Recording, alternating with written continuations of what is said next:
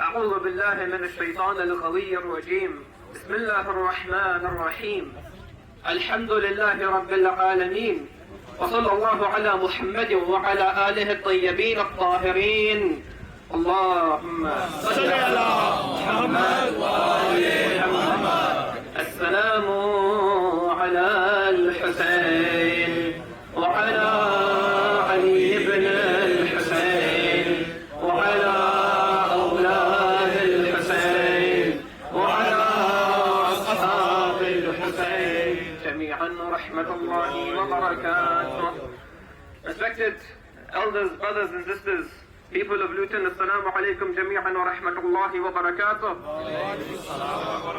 The peace and blessings of Allah be upon you all. We are gathered here on this procession, on this blessed procession in Jaloos for our Imam Al-Hussein salawatullahi wa salamuhu alayhi. Allahumma salli ala Muhammad wa ali Muhammad. The one who was accepted by all Muslim schools as being the son of Rasulullah, the grandson of Rasulullah, the prince of Jannah, the prince of the youth of paradise. This is an individual who is unquestionable by the Quran and by the Hadith. Allah subhanahu wa ta'ala bears witness to his purity in the Quran when he says, إِنَّمَا يُرِيدُ اللَّهُ لِيُذْهِبَ عَنْكُمُ الرِّجْسَ أَهْلَ الْبَيْتِ وَيُطَهِّرَكُمْ تَطْهِيرًا. اللهم صل على محمد وآل Muhammad. And Allah commanded us to love him and his family when he said, قُلْ لَا أَسْأَلُكُمْ عَلَيْهِ أَجْرًا إِلَّا الْمَوَدَّةَ فِي الْقُرْبَى. Allah subhanahu wa ta'ala has commanded us to love this holy household. And he has commanded us in particular to love Imam al-Hussein. And that is why we are stood here today, because of our purity of our love for Abi Abdullah al-Hussein. We have to understand on the first level, when Allah says love an individual, Allah does not do this for no purpose. Allah is not like us that He says, I like this guy, so I want you to like him as well. Allah wants you to love him because he is a pure servant of Allah subhanahu wa ta'ala. Because he is a pure guide. Because he is a true guide, and because through him you will reach haqq. And that is why we are here to tell the people about the message of the true individual of Abi Abdullah al-Hussein. Because in this world devoid of meaning, in this world where the idea of truth is lost, nowadays they say that truth is a small t, not a capital T. They say that everyone has their own truth. We say no. If everyone has their own truth, there's chaos. Because what is the truth then? There's no such thing as truth. We believe there is truth, and there is one truth, and that is found with Imam al-Hussein salawatullahi wa salamuhu alayhi. Allahumma salli ala Muhammad wa ali Muhammad. And 50 years after the death of the Holy Prophet of Islam, Islam had reached a juncture where unfortunately the Khilafah, the leaders of the time, were taking Islam away from the truth. In the famous words of Abdul Hamid al-Kishk, a Sunni scholar, he describes the time and he says that the tragedy of that time was what? That silk sits on the thrones in Baghdad while knowledge lies decimated on the plains of Karbala. Silk lied on the thrones in Baghdad. People of luxury had taken over the kingdom. This had become a kingdom. It had no longer been an Islamic Khilafah leading people towards God. The idea of truth was being decimated. In that time where every individual done what people do today, go with the flow, follow the leadership of the time, just give in to society's whims and wills and desires. Today they say something is okay, let's follow them. In 50 years time they change their mind, we'll change our mind as well. Go to our leaders and see how they changed their mind on so many different issues over the years. Why? Let's please the people. Let's do what the people think. At that time, people were doing the same thing. They said they were on truth. The famous statement, their hearts are with Imam al-Hussein, but their swords were against him. Why? Because they didn't have the spine to give for the truth. In that environment, Imam al-Hussein, with a small number of people, 72, maximum 108, fought against 30,000 tyrants. 108 or 72 against 30,000. In any other environment, they would simply give in. They would say, what's 108 of us going to do to 30,000?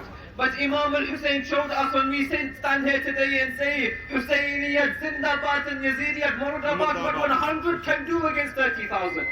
when they are sincere on truth, when they give everything they have for truth, and when they are sincere for the cause of Allah subhanahu wa ta'ala, victory lies with Allah. Success lies with Allah, not with the people, not with this dunya. There was 100 of them against 30,000. Imam al-Hussein gave everything he had. He gave his own companions. He gave his own brother Abu al-Fadl al-Abbas. He gave his son Akbar. He stood there with a 6-month-old baby slaughtered in his arms. Oh, people of Luton, he stood there with a 6-month-old baby slaughtered in his arms.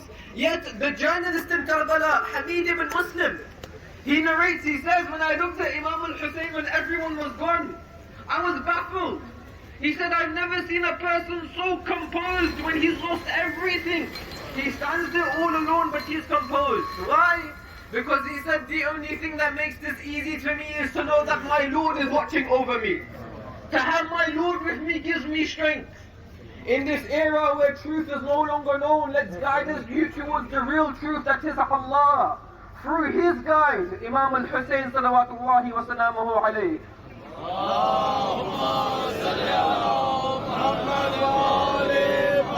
Imam al-Hussein taught us, no matter how strong tyranny appears, no matter how fancy oppression seems, no matter how much it feels like it's the easier option to go on the side of the oppressor, always fight for the oppressed.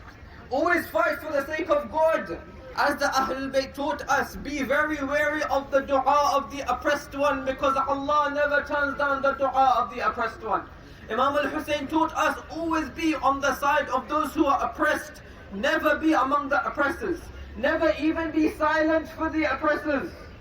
A man once came to the Imams afterwards and said, "Oh Imam, we feel ashamed. We were in Karbala, but we want to come and tell you, we didn't throw a spear. We never struck anyone with a sword. We didn't do anything. We were just silent, but we were there." The Imam said that was enough as a sin. The fact that you were silent in the face of oppression is enough as a sin. They said, why? Because he said, the ladies of my household saw the numbers in front of them and started to weep. The fact that you stood there and did nothing is enough as a sin. Because the fact that you stood there and did nothing made the oppressed ones realize they have no helpers. In this world of oppression, if we stand and do nothing, the oppressors gain more. They gain more proudness, they gain more momentum, and the oppressed feel more and more oppressed. They feel more and more isolated. Imam al-Hussein said, don't be like this. Give out your voice no matter how small it might be. Say something. Raise a voice no matter how small it might be. You don't know how far your voice will go in helping the oppressed one. And even if it doesn't, your reward lies with Allah subhanahu wa ta'ala. Lies with the ultimate haqq, that is Allah. And today we have stood there with a double intention. Not only are we here for the Jaloos of the walking, talking Quran Imam al-Hussein. We are stood here because to stand with the Quran, the Kitab Allah, the silent Quran. The one that has been burnt in Denmark and Sweden. Let's get one call. Labbaika ya Kitab Allah. Labbaika ya Kitab Allah. Labbaika ya Kitab Allah. Labbaika ya Kitab Allah. Labbaika ya Kitab Allah. Labbaika ya Kitab Allah.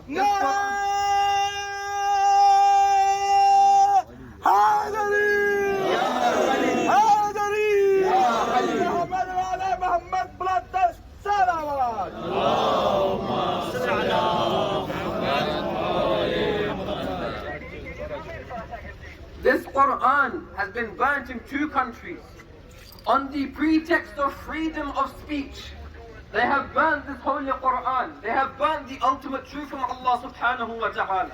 Now this does not affect us in the slightest in terms of our haqq. The fact that this Quran will always be successful. Allah subhanahu wa ta'ala in the Quran, He says, وَقُلْ جَاءَ الْحَقِّ وَزَهَقَ الْبَاطِلِ. The truth will come and falsehood will vanish. إِنَّ الْبَاطِلَ كَانَ زَهُوقًا. Surah 17 verse 81. Surely falsehood was always going to vanish. Allah in the Quran says, إِنَّا نَحْنُ نَزَّلْنَا الذِّكْرِ. Surely we revealed this book. You know, in fact that verse, if you read it in real Arabic, Allah says, surely we revealed this truth. وَإِنَّا لَهُ لَحَافِظُونَ. We will protect it. The protector of this book is Allah subhanahu wa ta'ala.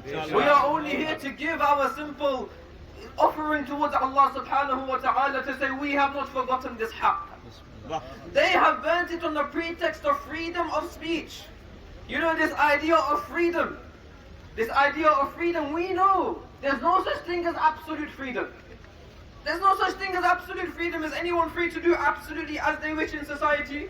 No, that's why we have a justice system. That's why certain people get arrested for doing certain things. It goes back to my first point. If there's no truth, there's no freedom. Because if there's no truth, what are you free to do? You're either free to do anything or nothing. When there's truth, then you can have freedom. In the Quran, interestingly, Allah never mentions the word freedom. He only mentions servitude. He's telling us, you're always going to be a slave or a servant. Some people are slaves to their desires. Some people are slaves to their society. Imam al-Hussein, we call him Abil Ahrar, the father of freedom. The father of freedom. Because he freed you from anything that shackled your existence, and he freed you to complete your purpose in life and serve the absolute truth. That's freedom. This world is fani, this world is going to be annihilated. The real existence is the hereafter. If this world is all there is, then really what is the point of living? As Imam al-Hussein says, it's as if this dunya never really existed, and it's this all we could see was the akhirah. The only reality is that world. If we are living for this world, then world is pointless. What's the reason? What's the meaning? Why do I wake up every day and go through the toils of life? Because everyone knows there's an ultimate reality. There is a life after this life. There is a realer life, a truer life. Freedom is when you are free to go and be successful in that life, not in this life. And that's why Imam al-Hussein is the father of the free one. Because he allowed us to understand true freedom lies in serving God, no matter what the circumstances may be. And so we stand here saying that you cannot have the freedom of speech to burn something. Because there's many things, if I burnt, you would get very unhappy, and we won't do that because we have respect. Because we were taught freedom by our master. So learn what true freedom is.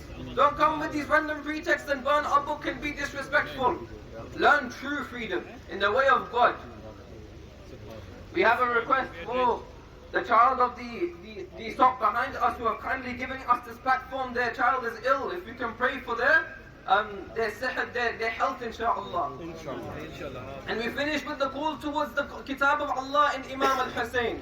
Labbayka ya Kitab Allah. Labbayka ya Kitab Allah. Labbayka ya Hussein. Labbayka ya Hussein. Husayniyat. Zindabad. Husayniyat. Zindabad. Yazidiyat. Murdabad. Yazidiyat. Murdabad. وآخر دعوانا أن الحمد لله رب العالمين وصلى الله على سيدنا ونبينا محمد وعلى أهل بيته الطيبين الطاهرين. اللهم